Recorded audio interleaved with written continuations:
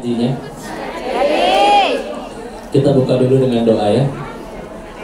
A'udzubillahi minasyaitonirrajim. Bismillahirrahmanirrahim. Rabbi shrah li sadri wa yassir li amri wahlul 'uqdatam min lisani yafqahu qawli. Rabbana zidna ilman warzuqna fahman bi rahmatika ya arhamar rahimin.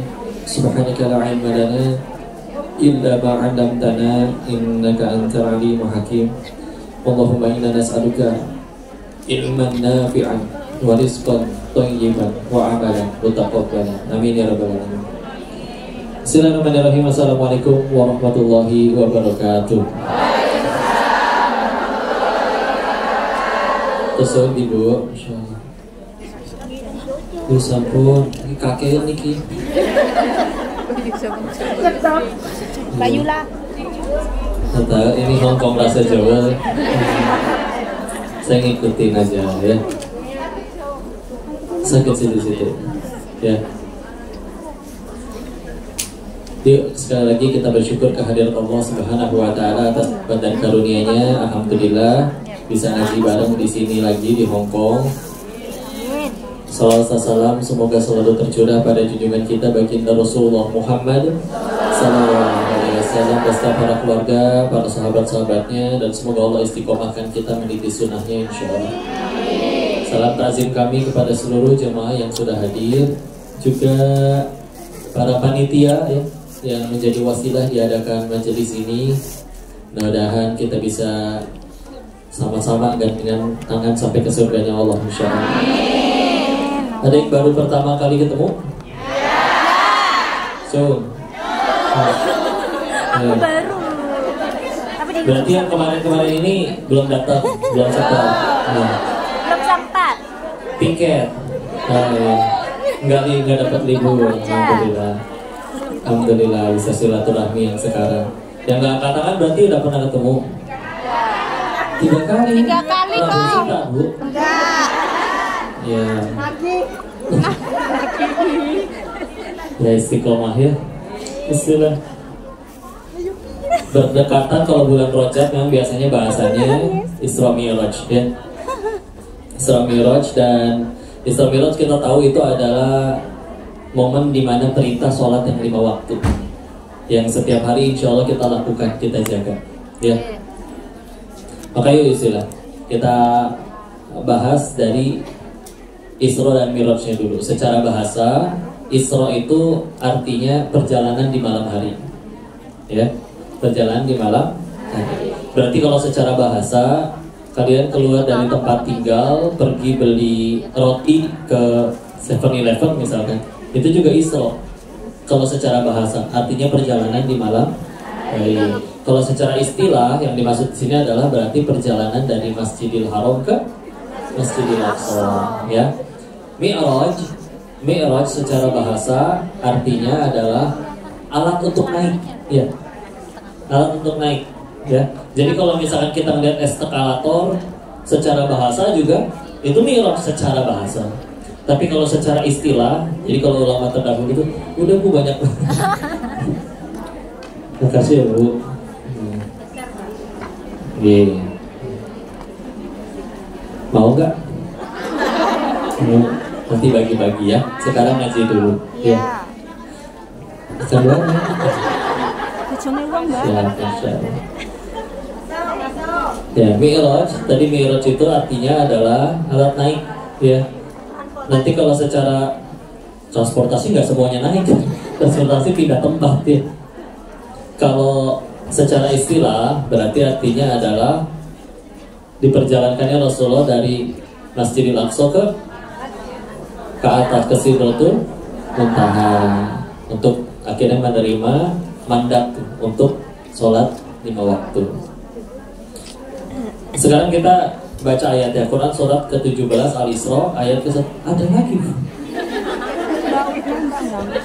Bu ini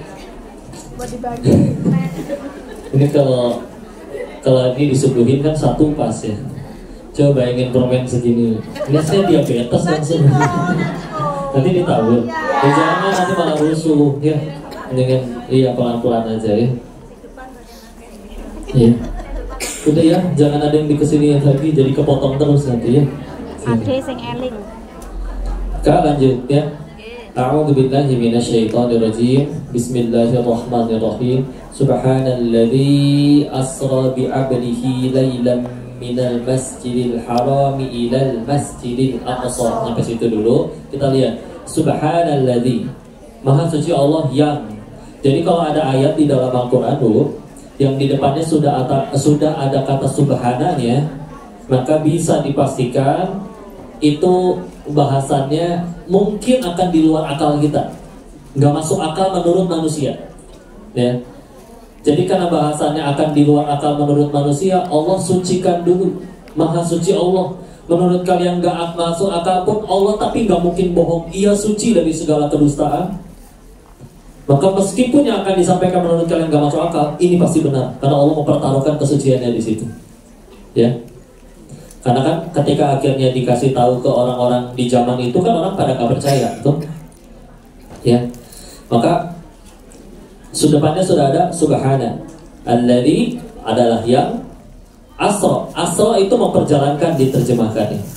Berarti kalau memperjalankan berarti ada subjek, ada objek ya, ada pelaku. Contoh kayak gini, saya memindahkan botol. Yang mindahin siapa? Yang dipindahin apa? Maka kalau misalnya di situ asro, Allah memperjalankan. Yang memperjalankan siapa? Yang diperjalankan siapa? Nabi Muhammad SAW. Maka misalkan begini, misalnya Bu ya, ada semut, bilang ke semut yang lain, semut ini misalkan tinggal di Jakarta. Terus si semutnya bilang ke teman semut yang lain, aku tadi pagi berangkat ke Bandung loh. Terus jam 6 pagi berangkat ke Bandung, jam 12 siang aku udah ada di Jakarta lagi. Kata teman-teman semutnya, wah kamu ngaco. Yang bener aja kamu tuh semut, jalannya pelan, kecil. Mana mungkin jalan dari Jakarta ke Bandung balik lagi ke Jakarta hanya dalam waktu 6 jam. Menurut semut tidak masuk akal. Tapi si semut ternyata nggak bohong. Dia bilang, aku nggak bohong. Aku tadi dari tembok mencolok ke jaket si bapak itu. Udah gitu si bapak itu naik mobil ke Bandung, ngambil undangan, pulang lagi. Aku nggak bohong kan? Bohong nggak si semut? Iya. Jadi kalau menurut si semut nggak masuk akal, menurut manusia masuk akal nggak? Menurut manusia masuk akal nggak? Masuk akal. Nah, kalau misalnya kita tadi, makanya kalau tanya, yang memperjalankan siapa? Allah. Yang diperjalankan siapa? Berarti itu standarnya, ya standarnya Allah, nggak bisa standarnya manusia.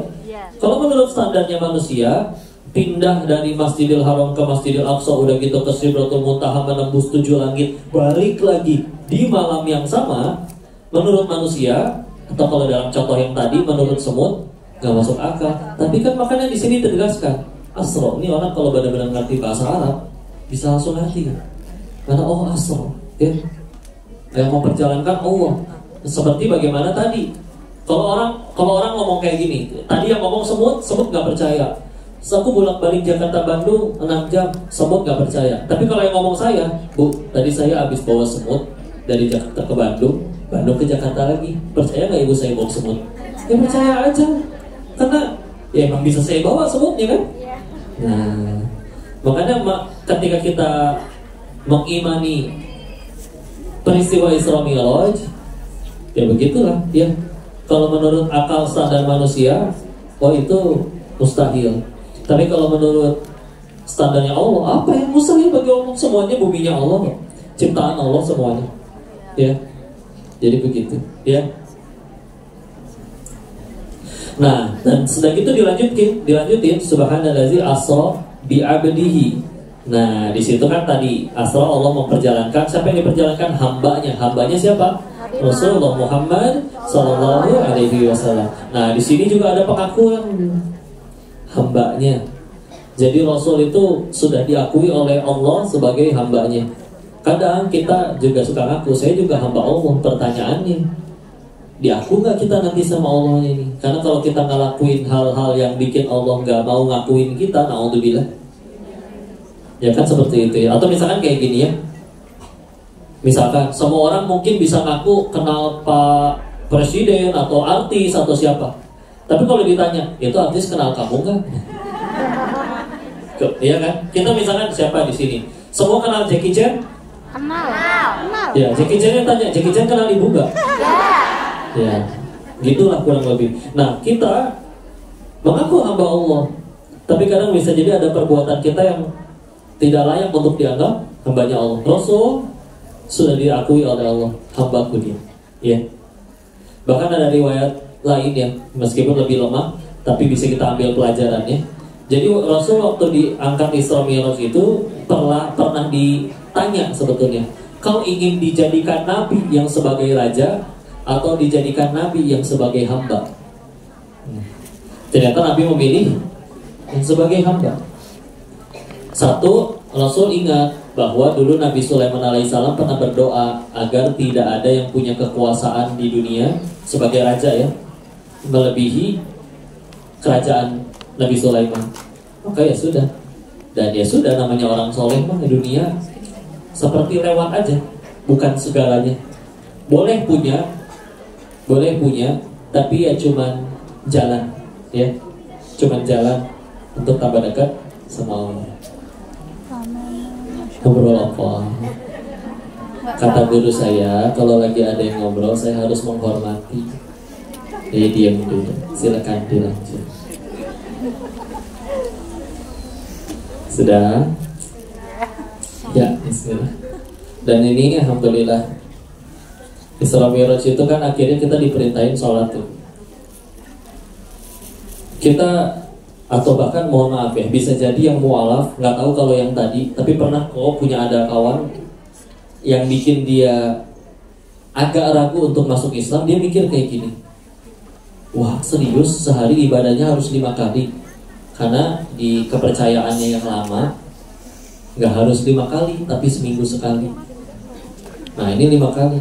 Orang-orang zaman itu Bu yang kita tahu, kan belum ada teknologi seperti sekarang ya. Kita kalau panas ada AC, kendaraan ada, ya. Di zaman itu kan zaman Nabi belum ada itu semua, listrik juga belum ada, ya. Terus tahu-tahu ditambah tugas lagi, sehari 5 kali. Kita mau wudhu kan gampang ya, air di mana-mana insya Allah mudah dicari. Di sana kan, oh ya Allah, padang gurun, gersang, nyari air itu masya Allah, ya. Nah, terus tahu-tahu ditambah kewajiban sholat 5 waktu yang sebelum sholatnya harus bersuci dulu. Kan kalau misalnya mungkin kita di zaman itu, aduh nambah lagi tugasnya, ya. Tapi ternyata kalau kita baca sejarahnya, mereka malah senang. Kenapa? Karena jadi bisa langsung doa ke Allah. Karena ternyata kalau kita baca literatur-literatur dalam Islam, umat nabi-nabi sebelumnya itu kalau pengen doa itu harus lewat nabinya, ya. Karena kalau kita baca kisah Nabi Musa, katakan ya Musa kepada Tuhanmu, kayak yang di Al-Baqarah tuh, qalu ud'u lana rabbaka yubayyin lana ma hi. Ditanyakan tuh, minta tanya. Umatnya nanya ke Nabi Musa tanyain ke Allah. Kami suruh potong Baqarahnya sapi betinanya kayak gimana? Jadi harus lewat nabinya. Dengan akhirnya ada sholat itu, mereka nggak ketemu Rasulullah pun, udah ambil wudhu, sujud, bilang apa aja langsung semau. Jadi ketika akhirnya tahu, wah kita bisa kayak gitu, langsung ke Allah, gak harus lewat nabinya. Sedangkan semua nabi sebelum Rasulullah harus lewat nabinya dulu kalau pengen komunikasi ke Allah. Maka mereka malah, oh senang sekali gitu, masya Allah, ya. Kenapa? Ada apa belakang? Tenang, ya. Kedengeran nggak suaranya sampai belakang? Ini kelihatannya ada speaker baru tambahan yang putih itu, ya. Dulu terakhir kesini belum ada. Insya Allah membuat lebih jelas, ya. Jadi gitu. Maka yuk, gimana kita ke Allahnya? Gimana kalau kita ngerasa ada yang kurang nyaman dalam hidup kita, terus sadar berarti aku harus mulai memperbaiki. Mulainya dari mana? Dari sholatnya. Jaga aja, jaga sholatnya. Kok kalau saya insya Allah sholat tuh pasti, ya sudah tingkatin. Apa yang ditingkatin? Waktunya dulu pertama. Karena Abdullah bin Mas'ud radhiyallahu anhu pernah bertanya kepada Nabi, amalan apa yang paling Allah cintai? dijawabnya 3 jawaban, tapi yang nomor satunya kan ternyata sholatu ada waktiha, sholat tepat pada waktunya. Jadi jangan ditunda-tunda. Drama bisa nunggu, ya.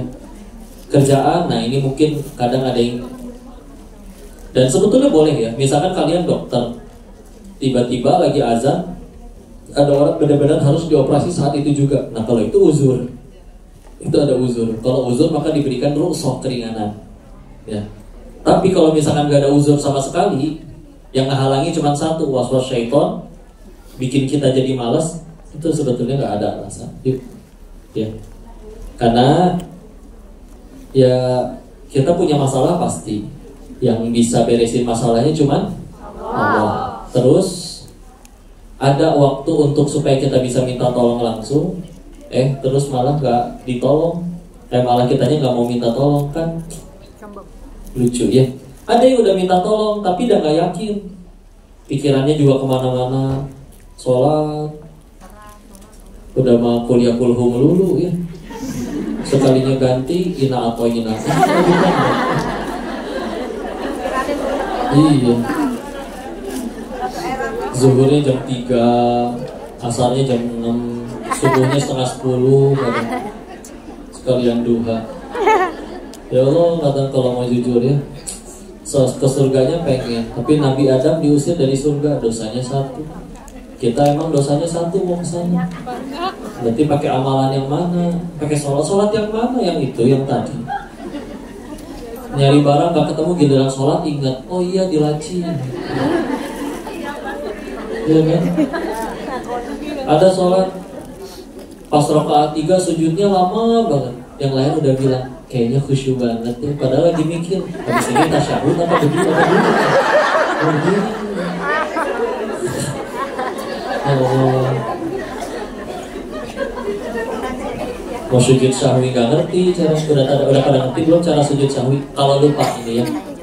Enggak, Nabi pun sengaja dibuat lupa oleh Allah supaya nanti ada petunjuk. Jadi kalau ditanya, kok Nabi sholatnya pernah lupa rakaat? Gak pernah. Tapi bukan Nabinya lalai, sengaja Allah buat beliau lupa karena tahu nanti setelah Nabi wafat pasti ada umatnya yang lupa. Makanya supaya ketika Nabi lupa, akhirnya diajarkan cara sujud sahwi. Pada tahu? Ya, dibahas ya. Kalau jadi gini, pertama kalau kita lupa antara misalkan ini rakaat ketiga atau rakaat keempat, maka kita ambil yang lebih sedikit. Ya. Oh kalau ternyata itu udah benar, nanti jadi 5 rakaat dong. Nanti bisa ditutup sujud sahwi. Karena ini mencegah ternyata kayaknya udah. Padahal ternyata belum. Jadi ternyata sholatnya harus yang 4 rakaat jadi cuma 3 rakaat. Ya. Ibarat jadi jangan sampai kurang begitu ya. Jadi kalau misalnya kita lagi berdiri, ya Allah habis ini tuh, kalau misalnya tadi lagi sujud ya, ya Allah habis ini tuh berdiri buat rakaat keempat atau langsung duduk ya. Saya lupa ini rakaat 3 atau 4. Maka ambil yang sedikit. Ambil yang sedikit. Ya udah anggap aja 3. Jadi dia berdiri lagi. Kalau nah ini sujud sahwinya. Kalau lupanya sebelum beres sholat, maka setelah habis tasyahud duduk yang tawarruk, maka takbir lagi sujud, takbir lagi duduk, takbir lagi sujud, takbir lagi duduk, baru salam. Jadi sujud lagi 2 kali. Ya. Bacaannya pun sebetulnya ada riwayat yang menyebutkan bacaannya, tapi juga ada dari guru kalian menyebutkan sebetulnya kita pakai bahasa kita kalau nggak hafal ya. Kalau perlu waktu nih buat ngafalin, minimal dalam hati kita bilang, ya Allah, hamba berniat sujud syahwi menyempurnakan sholat hamba yang ada kekurangan atau terlebih atau kelebihan.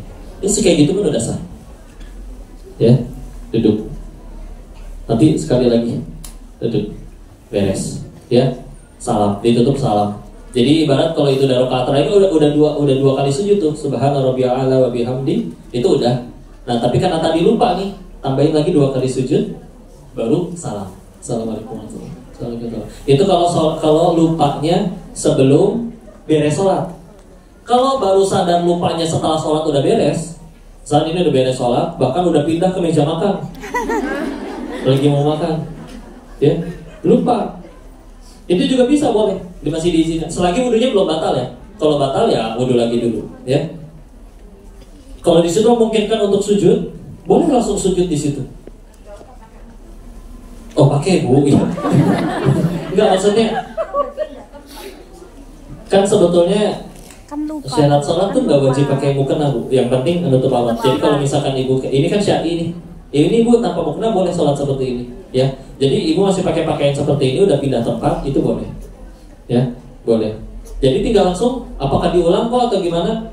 Kalau bicara sujud syahwi udah langsung sujud 2 rakaat, 2 rakaat 2 kali sujud. Begitu beres sujud yang kedua salam lagi, seperti itu, ya. Dan jedanya ada maksimal nggak berapa lama, ya? Ya insya Allah harusnya nggak terlalu lama ya. So, baru ingetnya 2 tahun lagi kan. Sebenarnya tidak ada batasan. Cuma masa aja kalau udah ketabrak sama waktu sholat lagi selanjutnya, ya. Jadi selagi belum batal, sudah pindah tempat pun, jadi boleh dilakukan sujud sahwi seperti itu. Tinggal dilihat lupanya kapan. Kalau enggahnya masih di dalam sholat, berarti sujud sahwinya sebelum salam. Kalau misalkan ingatnya setelah beres sholat, maka ya sudah. Misalkan di situ nggak bisa wudhu, ya nggak bisa sujud, tempatnya tidak memungkinkan. Ya misalkan ingatnya di kereta ya, di kereta bawah tanah tuh lagi padat, rumah saja sujud di situ, ya sudah nanti pas nyampe boleh. Pas nyampe kediaman tempat tinggal. Padahal tadi sholatnya di sini misalkan, libur nanti pulang, oh iya tadi saya lupa. Nanti pas nyampe rumah, ya. Kecuali kalau misalkan batal, di wudu lagi dulu. Dan ini mah tambahan pengetahuan ya, istilah. Dan sekali lagi, yuk dahulukan sholatnya. Aslinya kan kita hidup itu diciptain untuk ibadah, itu udah tahu semua ya. Wa ma khalaqtul jinna wal insa illa liya'budun. Jadi kita kerja, ada yang dagang, ada yang jadi dokter, ada yang apapun itu cuma nunggu waktu, ngisi waktu luang untuk tugas kita yang sebetulnya, yaitu sholat. Ya. Jadi silakan mau ngisi waktu luangnya ngapain aja. Tapi tugas kita yang asli sholat. Ya. Maka dahulukan. Ketika kita nggak dahuluin Allah juga dahuluin kita beneran. Saya berani mengajak, ayo cobain minimal 2 pekan dulu aja, dijaga benar-benar 5 waktunya, baru berubah pasti hidupnya. Kalaupun masalahnya belum selesai, hatinya sudah Allah rubah. Kalau dulu mungkin galau, nangis, gelisah, tersenyum saja berat, sekarang bismillah lebih ringan. Ya. Lebih adem. Karena ya bicara masalah ya, kalau mau jujur, kita punya masalah. Yang di luar yang lagi maksiat dan tidak berislam juga punya masalah, ya nggak? Selevel Nabi juga masalah punya. Bahkan level masalah mereka lebih berat, betul ya. Tapi ya, yuk kita pikir lagi. Ini pernah ada orang nanya kayak gini ya. Kok 2023 bagi saya tahun yang sial? Saya tanya, emang kenapa Pak? Dijawab, tahun itu saya diturunin dari jabatan. Saya bilang, perasaan Bapak naik jabatan tahun itu 3 kali, turun cuma 1 kali. Ya, kok sial sih? Sedangkan ada orang yang saya tahu nggak pernah menjabat apapun, tapi nggak ngerasa sial. Jangankan jadi direktur seperti Bapak, ada yang jadi ketua grup WA aja nggak pernah. Ya, karena kan jadi ketua grup WA tuh gampang banget. Kamu tinggal bikin grup sendiri, udah jadi ketua. Terserah mau ada yang pelantikan, ibu ntar pakai mahkota, set hijab, potong pita, ngerayain apa, jadi ketua grup WA. Ya, ada kan orang yang gak pernah menjabat apa-apa, tapi gak ngerasa sial, gak ngerasa menderita. Maka ya sudah, harus ada perubahan juga. Bahagianya kita itu di mana? Karena kalau sekali lagi bahagianya masih belum di Allah, bahagianya masih selalu yang aku suka, mau sampai kapan? Ini dulu ya. Dulu siapa yang waktu sekolah, saya mah yang penting lulus aja. Ya. Lulus, begitu lulus nih, yang penting mas saya bisa kerja apa aja terserah. Ya. Dapat nih kerjaan nih. Kalau aja bisa kerjanya di luar negeri ya, berangkat. Udah dapat nih kerja nih di Hongkong nih. Kalau enggak, tahun depan gak naik gaji, saya mendingan pulang aja. Naik kesannya gitu aja terus. Dulu juga zaman saya masih sekolah juga sama teman-teman kayak begitu. Saya main penting pengen kuliah katanya. Dikabul dia kuliah, saya main penting lulus. Dikabul lulus, saya main penting kerja, terserah gaji berapa juga. Dikabul kerja, kalau tahun depan gak UMR mau resign, mau sampai kapan? Bisa jadi hari ini kita mikir, saya kayaknya bahagia kok kalau udah punya uang sebulan 100 juta rupiah misalnya. Tapi nanti ketika hari itu tercapai, oh nanti ada keinginan yang lain. Iya, pasti. Makanya kalau ada orang bilang pengen kaya dan dia melakukan segala hal apapun demi kaya, orang pengen kaya kan alasannya cuma satu. Kenapa? Karena belum pernah kaya. Kayak sehari bisa. Coba cari orang yang udah benar-benar kaya dari sombongnya. Tanya pertanyaan ke dia. Apa yang kamu inginkan? Apa kebahagiaan kamu? Gak akan nyebut kaya. Benar? Udah soalnya. Ya. Paling mungkin jawabnya, saya cuma pengen tenang. Saya cuma pengen ada orang yang memahami aku apa adanya.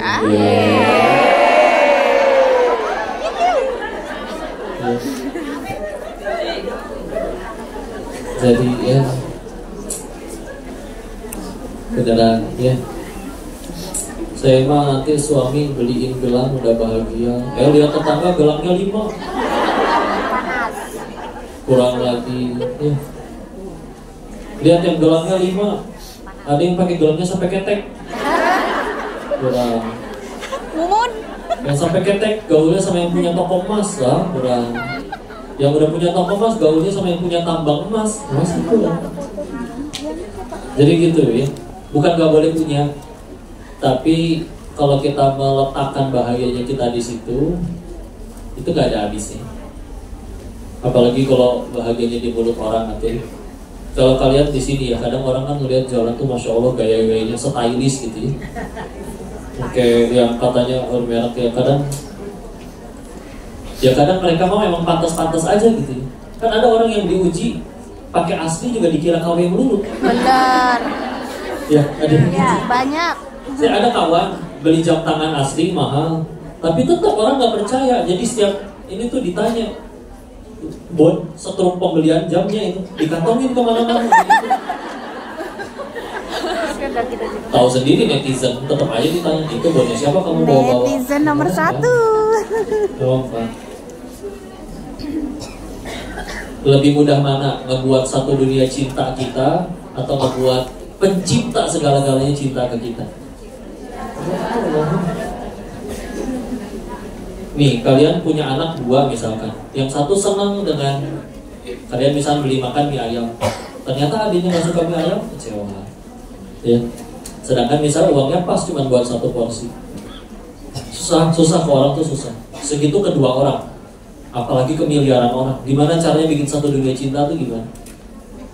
Posting yang komen 199 memuji, yang satu mencaci, terus sampai kepikiran gitu buat apa? Ya, alhamdulillah surga kita gak di mulut dia, betul? Lebih gampang, ya sudah, buat saja satu pihak suka sama kita, tapi kalau satu pihak yang ini cinta sama kita, dia punya kuasa menjadikan siapapun yang ketemu urusan sama kita simpati sama kita. Baik. Ya udah kok Allah aja. Nah biasanya ada orang yang udah mulai paham kayak gini, itu perlu waktu. Tahu-tahu baru mulai sadarnya di umur 45 misalkan. Iya ya, capek ternyata berusaha pengen nyenengin orang tuh, ya Allah. Gue ngapunten gitu. Di sini misalkan alhamdulillah kan memang yang didapat insya Allah lebih besar daripada kalau kerja di Indo. Iya. Kadang Bu kita udah pulang dengan mungkin membeli ini itu yang digaya, tapi kadang kalau jujur tetangga Bu, kalau emang udah nggak suka, kita mau kayak gimana juga. Benar kok, benar. Betul? Setuju. Akhirnya pakai yang mau handphone yang bobanya 3.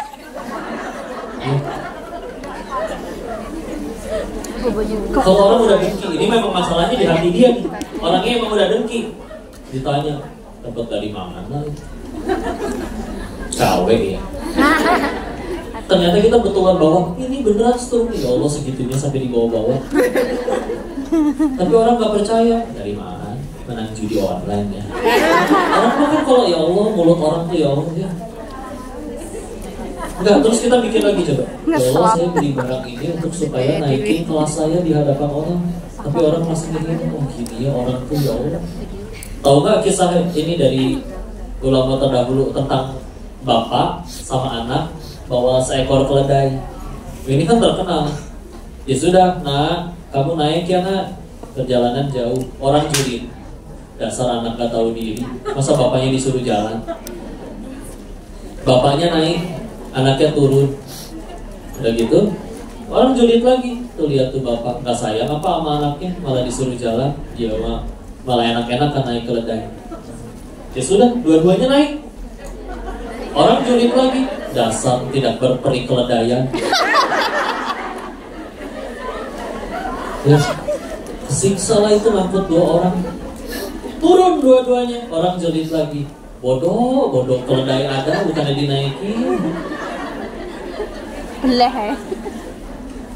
Masih mau mikirin mulut orang ya Allah. Kalau bentuknya mulut orang nasihat, saudaraku ayo sholat, nah itu kan beda ya.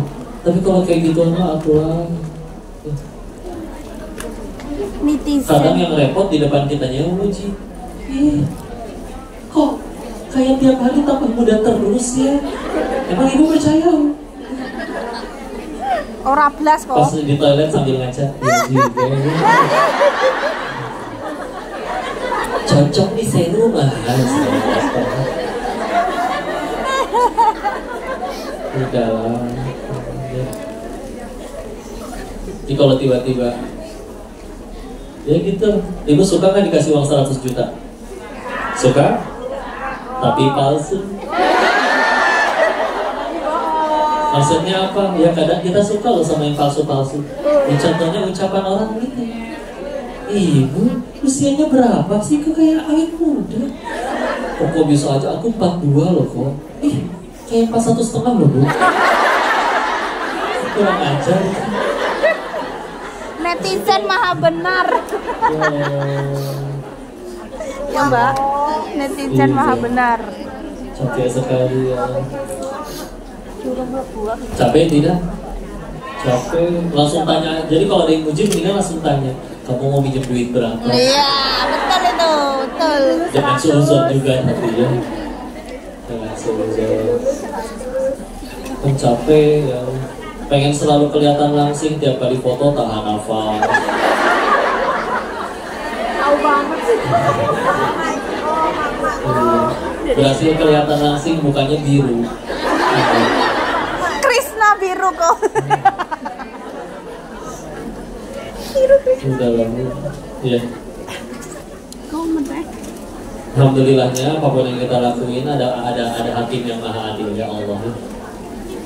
Misalkan di luar sana ada yang jadi guru TK, guru PAUD 30 tahun ngajar. Wah, guru PAUD tuh lebih susah daripada guru SMA. Guru PAUD tuh mohon maaf tuh. Minumnya aja. Masa muridnya mohon maaf buang air di celana dicebokin sama dia. Kalau yang SMA kan bisa dimarahin, udah sama kamu ke toilet. Coba makanya saya, ya Allah guru-guru PAUD itu Masya Allah 30 tahun dia ngajar, gak ada satupun muridnya yang jadi artis misalnya. Tetap dapat pahala gak guru itu? Untuk selagi niatnya benar, caranya benar. Daripada misalkan baru setahun ngajar, muridnya viral, terus jadi sombong. Udah gitu ngarep ditransfer lagi sama muridnya. Tapi gak jadi apa-apa di sisi Allah.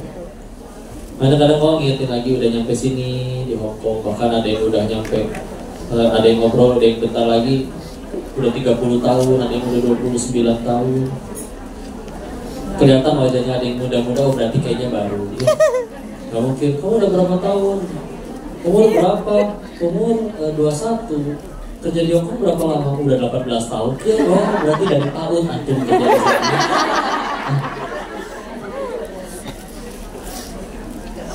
Karena ini pelajaran, ada tukang kaos kaki, jualan kaos kaki ditanya, berapa Pak? 10.000. Modalnya berapa? 8.000 rupiah ya, 8.000.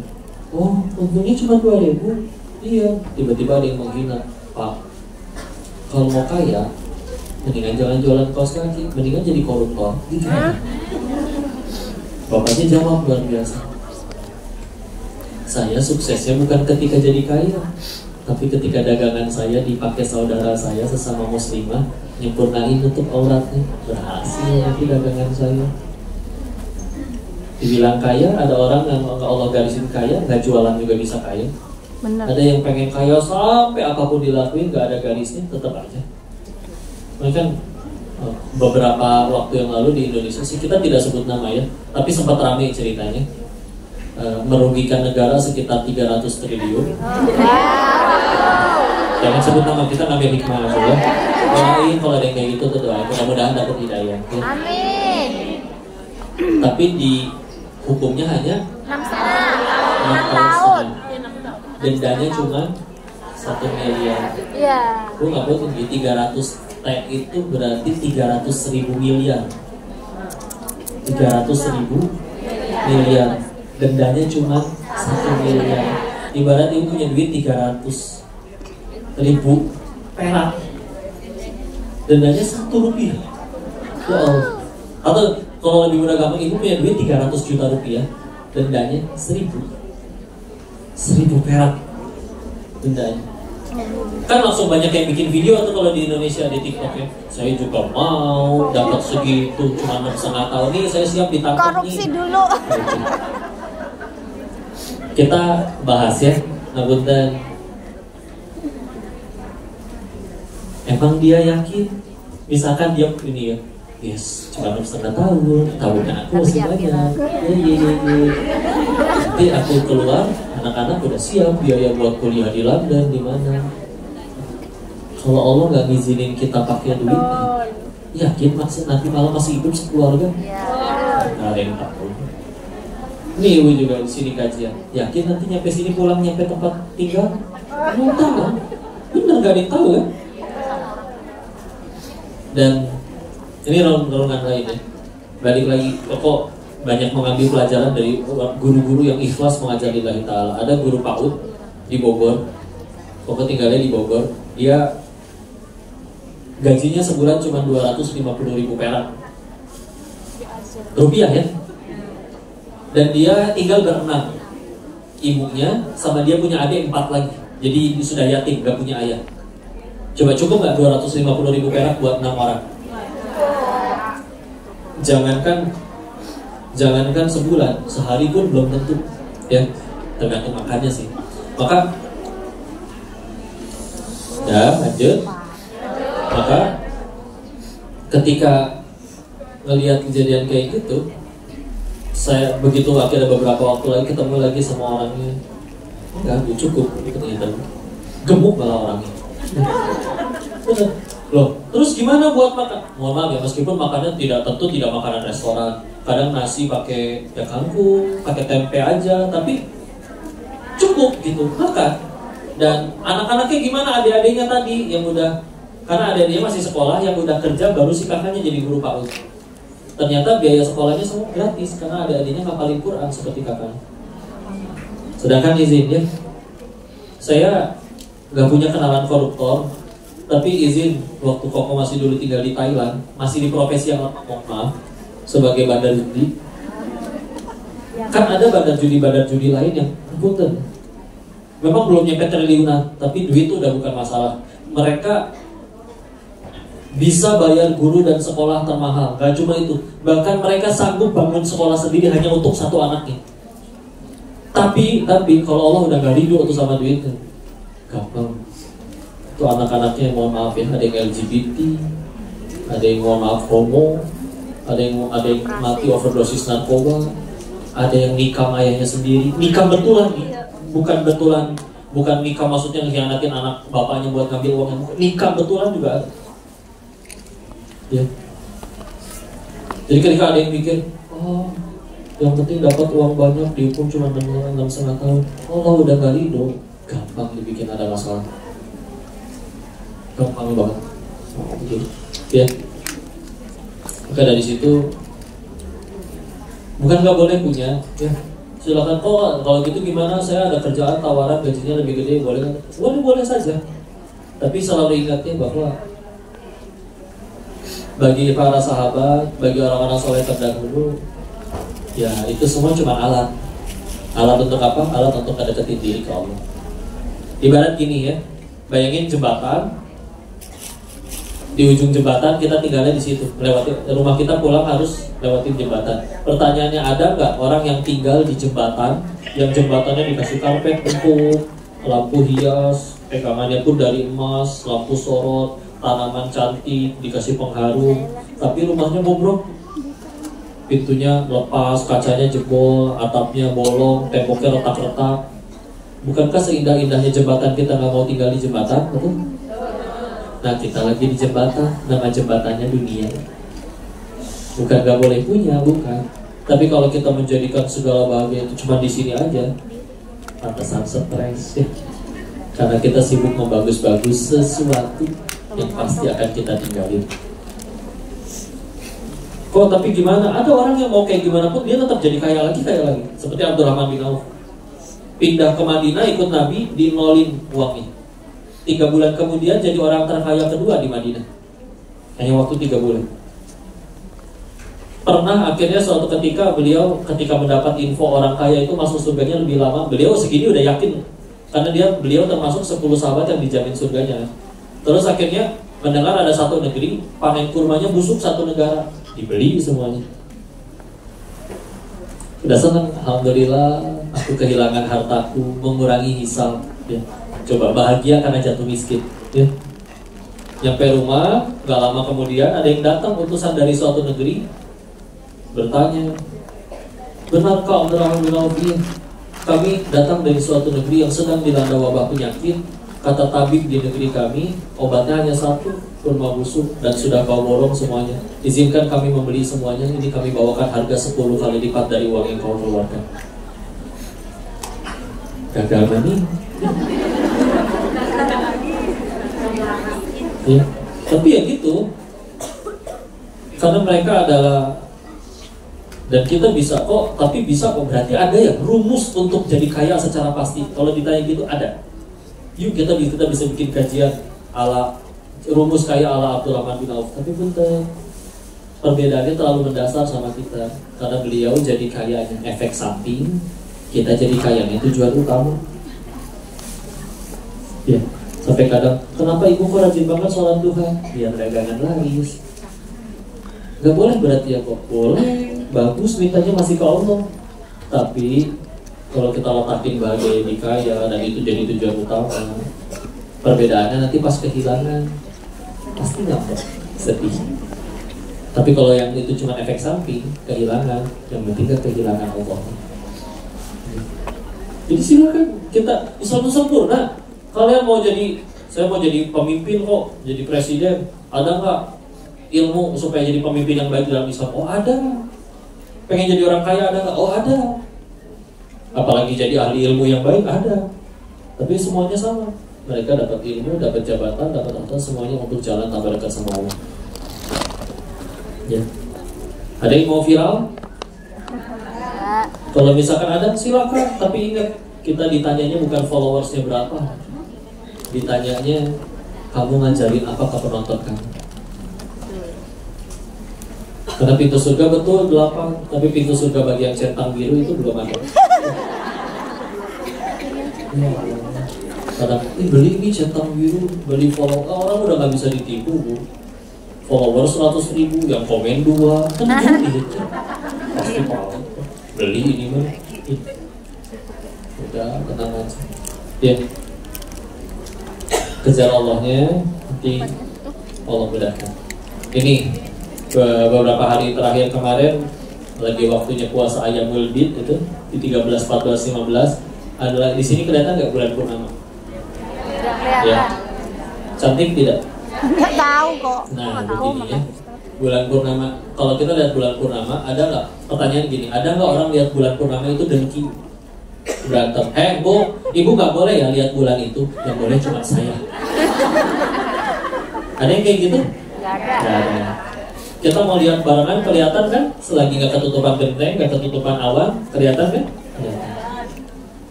Seperti itulah gambarannya kalau kita rebutin sesuatu yang luas. Semua kebagian, jadi nggak usah berantem. Beda kalau kita rebutin sesuatu yang sempit. Contoh dunia,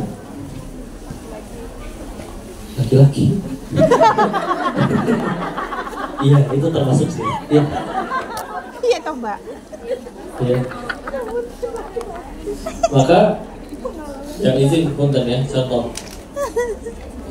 Penduduk Indonesia 270 juta orang. Yang boleh jadi presiden berapa orang? 1. Bayangin 270 juta orang rebutin satu posisi yang sama. Gimana rusuhnya negara kita? Kemarin yang rebutan cuma 3 paslon aja berantemnya se-Indonesia.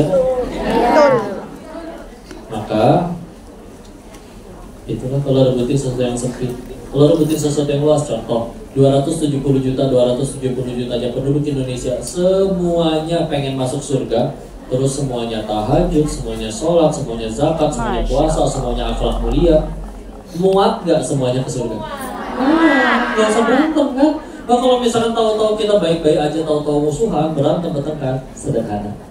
Pasti ada dunia nyelip di antara kita. Kata kalau kata Mbak yang tadi, ada lelaki nyelip di antara kita.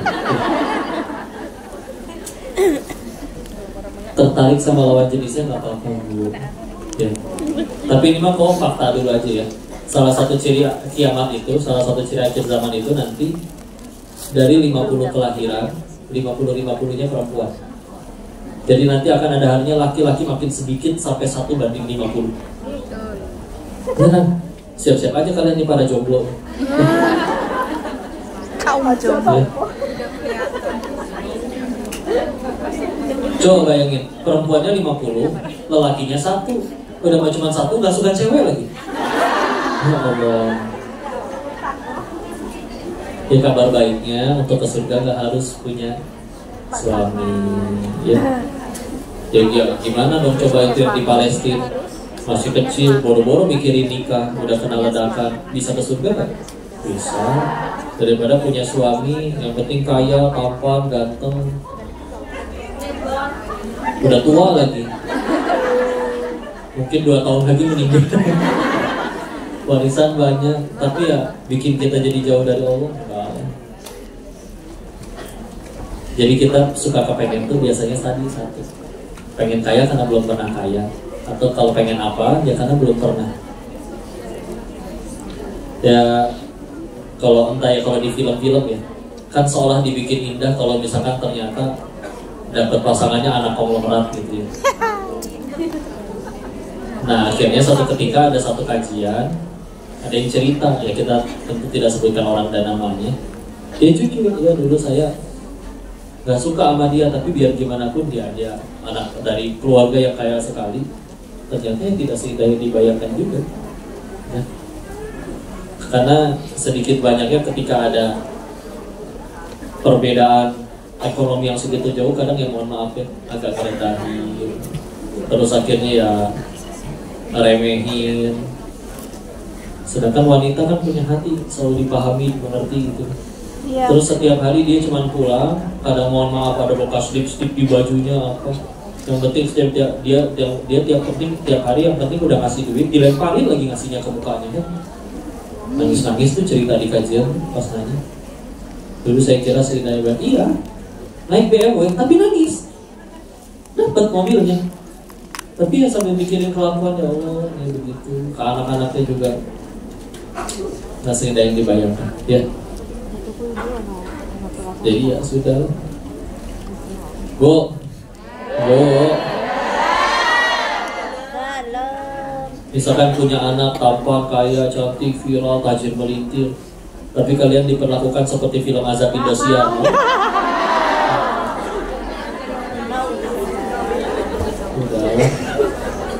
Orang itu bilangnya, orang Jawa bilangnya sawang sinawang ya. Benar. Tapi ya udah. Nanti waktu dan pengalaman yang ngajarin biasanya. Makanya ngapunten ya. Biasanya yang lebih taat dalam ibadah, ngapunten di masjid juga. Kebanyakan mohon maaf yang udah sepuh. Enggak, bukan gimana-gimana. Karena kenapa? Yang udah sepuh soalnya udah kenyang. Oh, saya pernah dijahatin orang. Oh, saya pernah dikecewain teman usaha, teman bisnis. Oh, saya pernah dikecewain pasangan. Akhirnya udah nyampe di satu titik, tinggal Allah doang. Ini ternyata nggak pernah ngecewain. Ya, masa kita harus nunggu itu dulu baru mulai nyari Allah. Ya. Masa harus gitu dulu? Misalnya kita ngeliat di depan ada dua jalan, satu belok kiri, satu belok kanan. Yang belok kanan kok selamat semua, yang kiri kok pada jatuh, bocos, berdarah, baret. Ya masa kita ambil kiri, ngerasain jatuh dulu. Ya kita udah lihat oh orang kayak gitu, ya udah kita juga jangan. Sederhana kan? Kayak misalkan, dan ini bukan fanatik. Kayak misalkan ibu kalau anaknya pengen jadi pemain bola, belajarnya ke Cristiano Ronaldo atau ke Chef Juna? Cristiano Ronaldo. Wajar kan, karena dia kita pengen juara sepak bola, dia pernah juara. Nah kita sama. Ya Allah, saya mati bakal ke surga pengen, bahagia pengen, mulia pengen, dunia akhirat kalau bisa. Ternyata ada orang yang paling sukses, paling mulia, paling bahagia, paling banyak kebahagiaan orang, contoh Rasul dan para pengikutnya. Ternyata mereka sholat, mereka taat. Ya tinggal ikutin jalannya kan. Ya udah sudah benar. Ya. Iya? Iya.